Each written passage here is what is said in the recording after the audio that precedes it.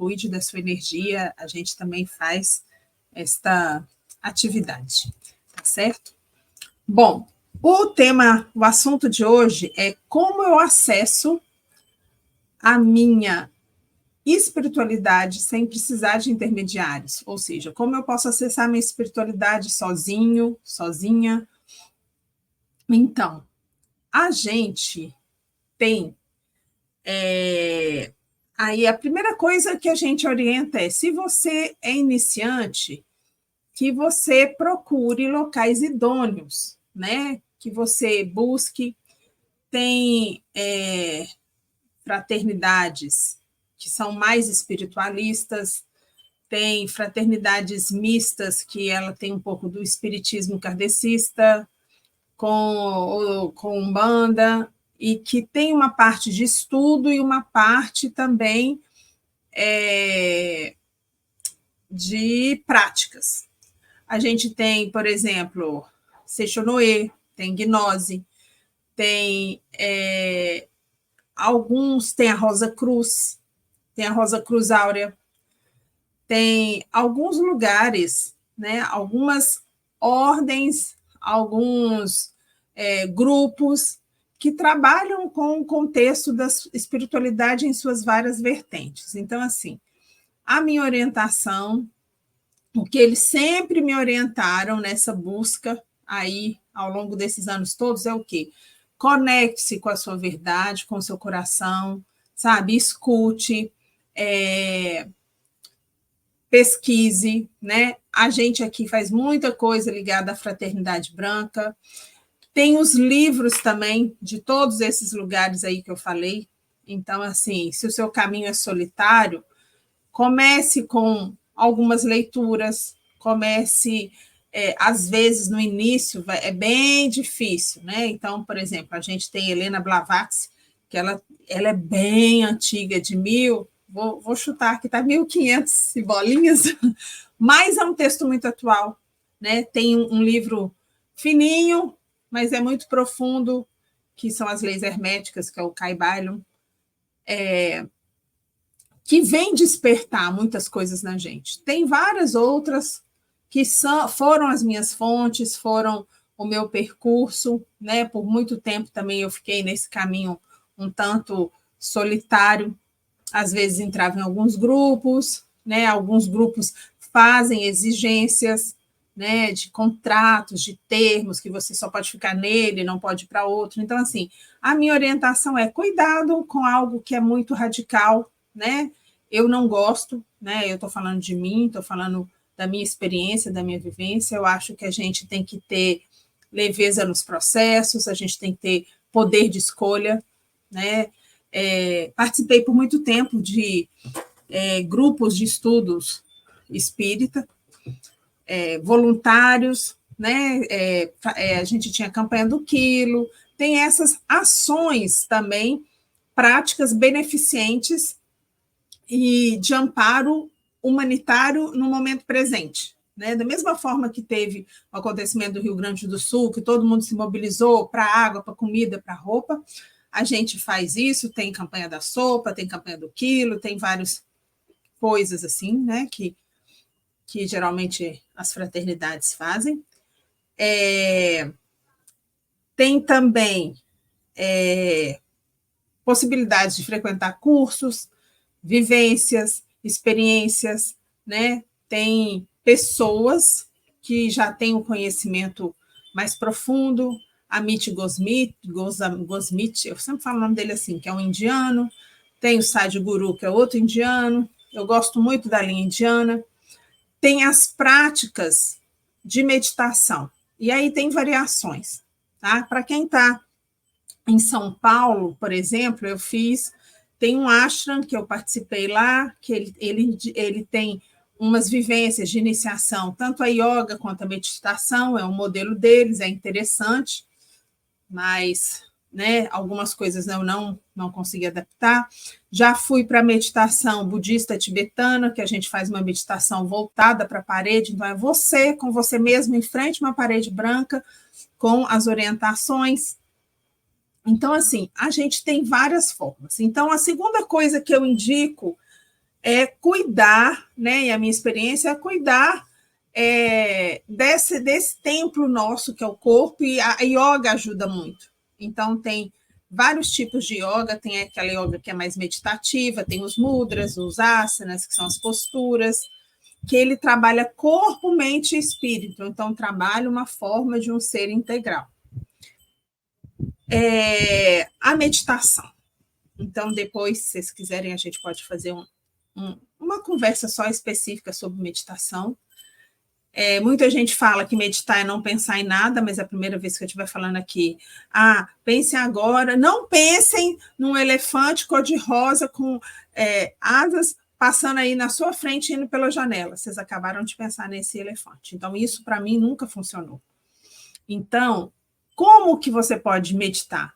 Você pode meditar de várias formas, contemplando a natureza. Tem gente que fica horas observando o pôr do sol, outros o nascer do sol, outros uma borboleta, outros uma flor, né? Tem uma pessoa que conta que ele gosta muito de abelhas, então ele acompanha todo o ciclo, ele cria abelhas e ali ele se distrai quando ele vê a mente dele está indo, ele fica calmo, leve, né? Eu gosto de colorir, né? Desenhar, inventar coisa para fazer, coisas de artesanato manual, então isso aí me desliga do mundo. Também sento para meditar, comecei de novo o exercício dos 5 minutos por dia, né? Lá nesse momento que eu fiquei, a gente ficava 1 hora seguida repetindo mantras, então pode ser uma outra forma, pode repetir mantras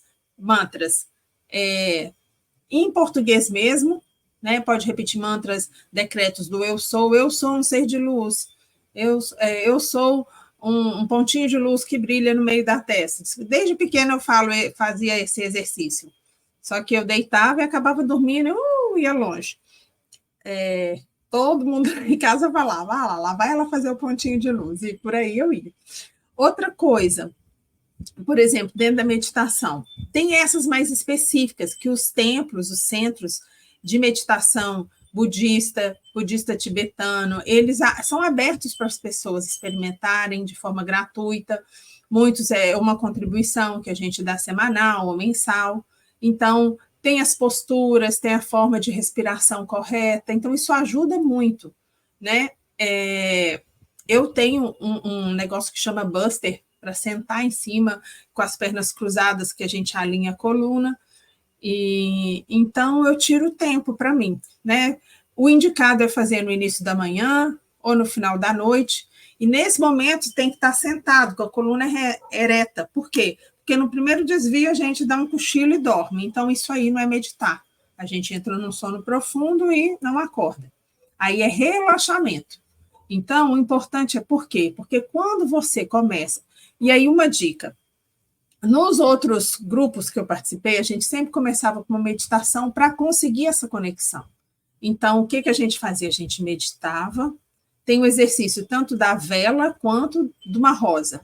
Você tinha mesmo uma vela acesa, né? Finge que isso aqui é uma vela. Essa vela ficava acesa e a gente prestava atenção no pavio dessa vela. E aí, com o tempo, era como... E depois fechava o olho e ia vendo essa vela iluminando a gente por dentro. Isso aí a gente ia por dias, por meses, por semanas, por meses. E aí tinha um amigo meu que ele falava, não é possível, eu não estou vendo nada, eu não estou sentindo nada, eu não estou conectando nada, sou um canal entupido. E aí, às vezes, a gente tem essa sensação, e não é assim. Cada um vai desenvolvendo a sua maneira. Então, uns podem sentir, outros podem perceber, outros podem ver coisas, outros podem se conectar e escutar a sua própria voz, com a sua intuição falando.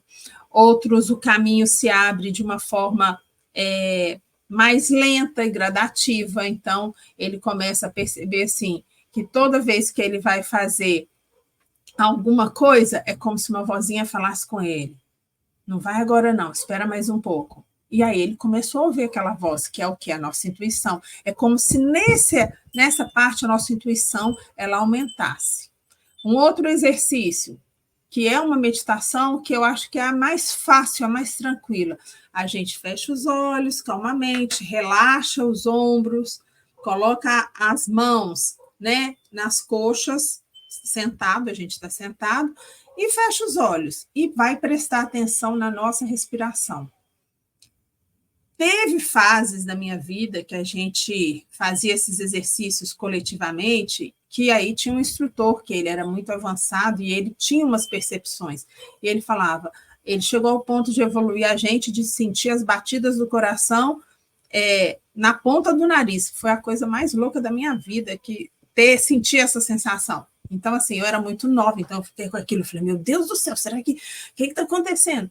E aí era tudo normal, era o quê? Uma prática avançada que a gente já tinha conseguido chegar, mas que precisaria de mais aprimoramento para você, porque aí você começa a perceber, você começa a escutar a beleza que é o seu corpo em pleno funcionamento. Tinha gente que escutava todos os órgãos funcionando, o coração, o pâncreas, o fluxo sanguíneo passando de uma coisa para outra.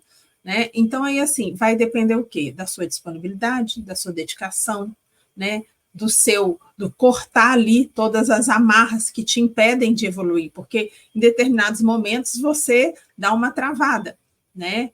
E isso é normal. Aí eu estou falando da forma como tem, né? Várias variações para conseguir meditar. Então, esses processos mais avançados também tiveram. Mas, assim, quando a gente para e presta atenção na nossa respiração, a gente começa a acalmar, a gente entra no ritmo da vida, da nossa vida, do nosso ritmo. Eu acho que ele pode ser, assim, o mais fácil, o mais tranquilo. Outra coisa, deixa eu ver o que mais que eu pus aqui. Boa música, né? Fechar os olhos, uma música clássica. A gente tem algumas sinfonias que elas têm umas oitavas elevadas, né?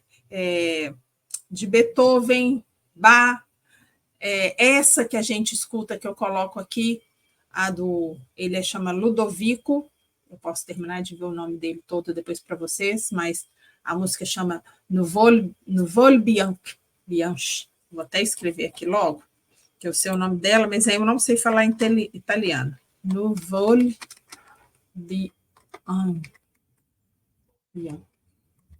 Assim.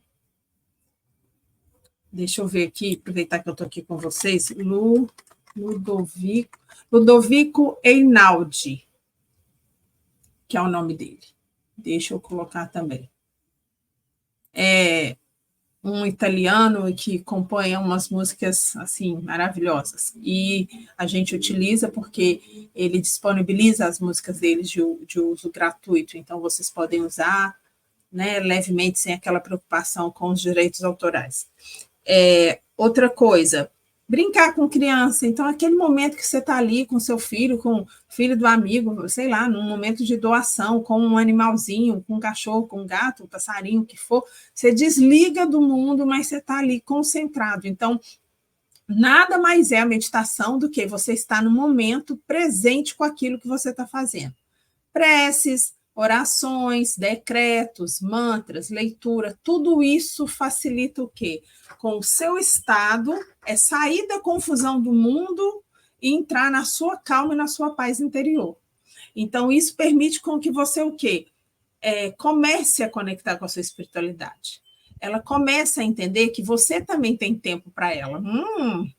Para alguns, isso aí é um senhor puxão de orelha. Porque, às vezes, a gente fala, mas olha, eu mesma falei isso várias vezes. Eu falei, vocês querem que eu fique na espiritualidade, mas eu tenho conta para pagar, eu tenho que estudar, eu tenho que trabalhar, eu tenho que fazer isso, tenho que fazer aquilo, não sobra tempo. Gente, a gente arruma tempo quando a gente quer. Quando a gente quer, a gente prioriza umas coisas e a gente ajusta outras. Então, assim, foi um exercício enorme para mim entender isso. E aí, com o tempo, as coisas foram se ajustando.